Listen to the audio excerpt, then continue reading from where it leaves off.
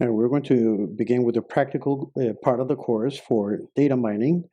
And I'm going to ask you the favor to download this file that's in the shared material for the course. That's called Minería de Datos, or Data Mining, caret RAR. It's in a RAR file. And the folder you're going to find this one that's full, that's already sent, and the one that says Minería de Datos caret is the one that we are going to develop. The idea is for you to do this with me in this video. And the database is one called Mora, or BlackBerry. It's from Colombia for some of the departments that produce this crop. There are climate data, soil data, and agronomical management. And the objective is to explain the yield. And the idea is to use data mining for being able to develop a predictive model that allows us to estimate the yield of the Andean blackberry for future conditions of the soil, climate, and agronomical management, and all the variables that we involve there. We should also indicate what are the factors that affected the explanation of that yield, so that we can also guide the decisions that are going to be taken in the future. We're going to open this project. It's loading.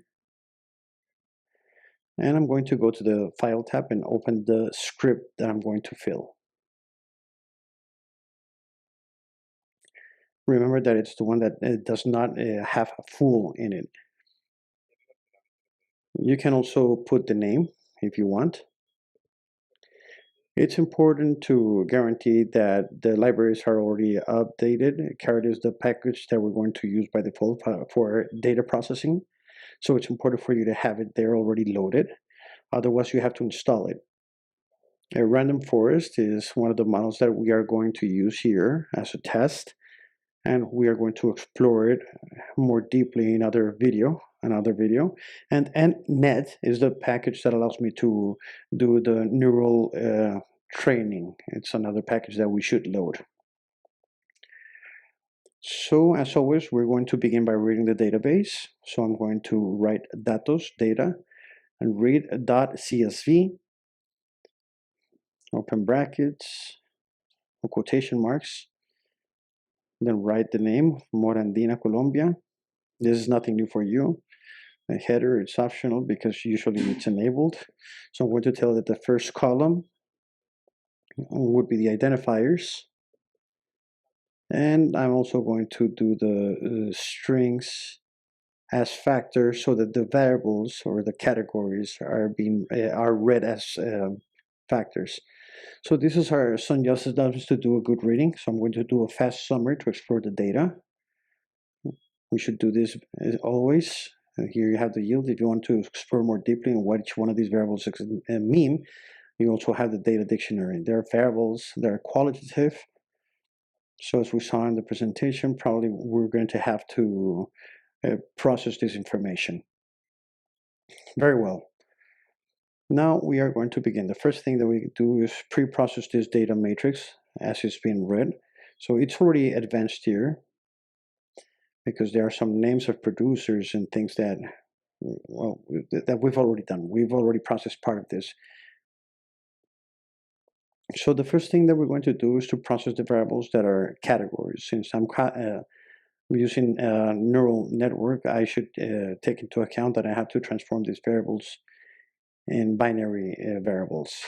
So that's one of the advantages of Caret, that it allows me to process those variables easily to transform into binary variables. So I'm going to create an object that's called dummies, and I'm going to tell this, or I'm going to use this dummy bars function from the Caret package. So I'm going to use a model for yield. The rest are predictors, and the data are the data that I read. It's not necessary to tell R what are the variables that are categories, because it's going to identify it automatically. So I'm going to define my structure for the model that's going to do the dummification of my data set. And to carry out that dummification, I'm going to write datos d or data d. And I have to use this function called predict. And based on this predict, I'm going to use the function that I just created for dummies. And I'm going to tell it that I want to apply it on the data. So let's see how this new database changes. I just defined the structure of the model and I'm generated here. Apparently I made a mistake. It's with double M. Sorry for the typo. And I'm going to explore it with the head.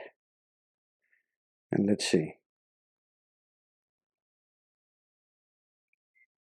Very well, here it is.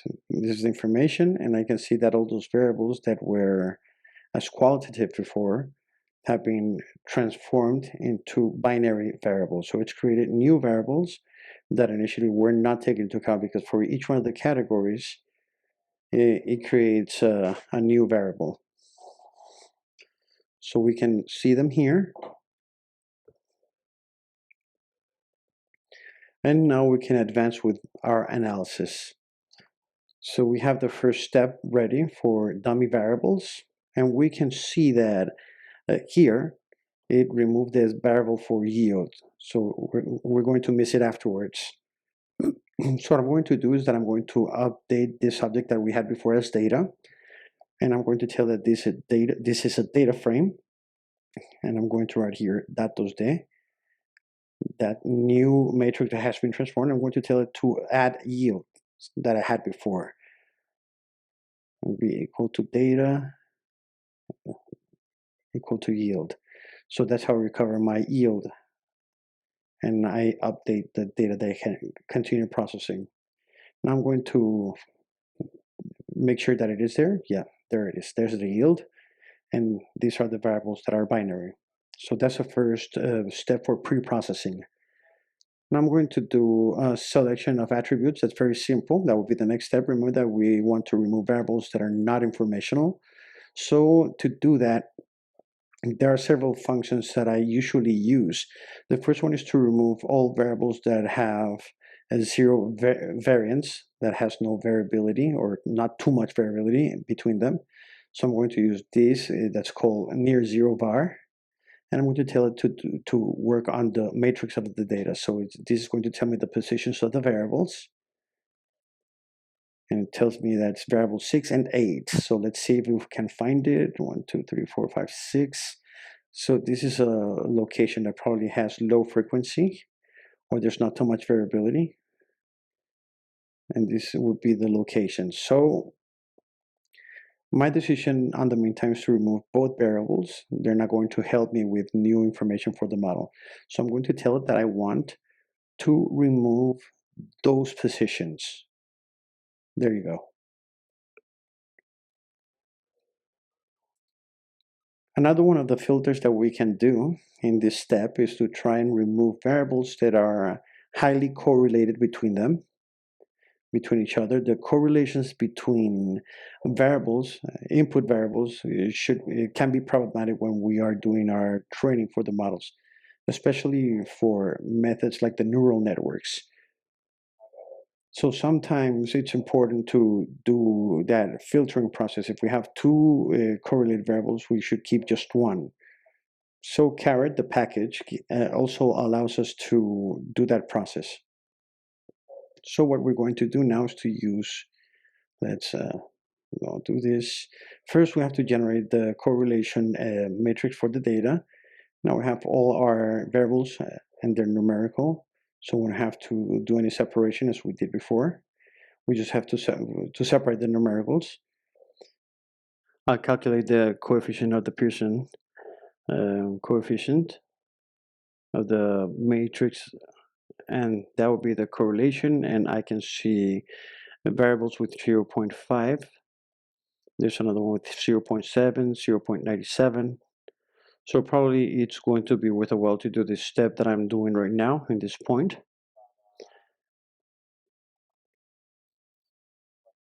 And for finding the correlation, I can use this function. I'm going to save it in an object that's called find correlation. It's also from the caret package.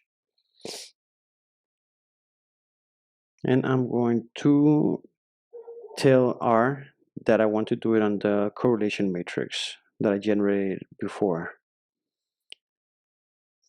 So this is going to tell me the positions of the variables that are candidate to be removed due to high correlation. If I want to see the names more easily, I can do it in this practical way. I'm going to tell it that I want the names of the variables that are candidate of being removed. And there you go. These are some locations, the SRTM, the temperature.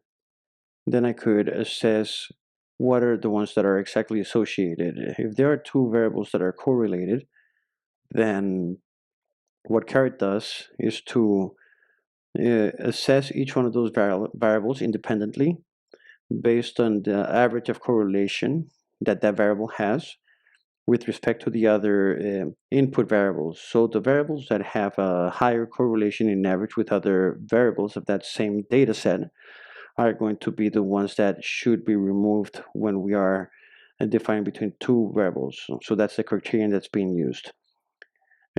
Here we could establish the value of the correlation that we want to use to do the assessment. So the argument is this cutoff, and it's going to be 0.9. But if we would like to reduce it, the Pearson correlation, absolute correlation, the absolute correlation, we can also do that. We can program it here. We can use that correlation threshold. I'm going to leave it in 0.9 as it comes by default, but that's another one of the filters that we could use.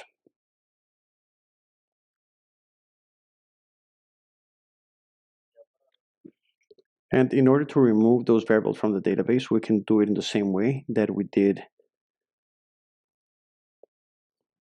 with the variables that we identified that had zero variance. So we should write data, and then we tell it that we want to remove those core vars. So let's do a summary again to see that the variables have been reduced. So with these variables, we can continue with our analysis, and next we're going to do the partition of the data sets for training for validation.